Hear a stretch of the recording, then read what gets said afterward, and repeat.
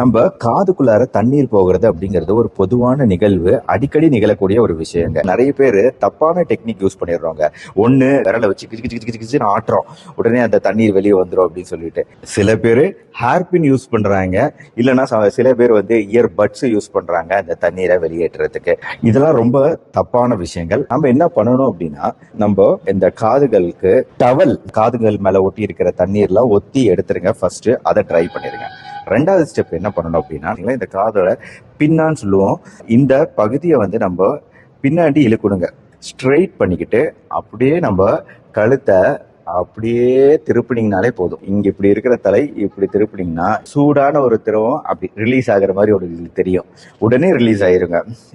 கழுத்து வலி இருக்கு அந்த மாதிரி இருக்கிறவங்க எல்லாம் அந்த காதுக்கு கீழே ஒரு சாஃப்டான டவல் வச்சுட்டு அப்படியே படுத்துக்கோங்க. காது பகுதி மட்டும் இப்படி பின்னாடி இழுங்க. ஆட்டோமேட்டிக்கா அந்த தண்ணீர் வெளியே வந்துடும்.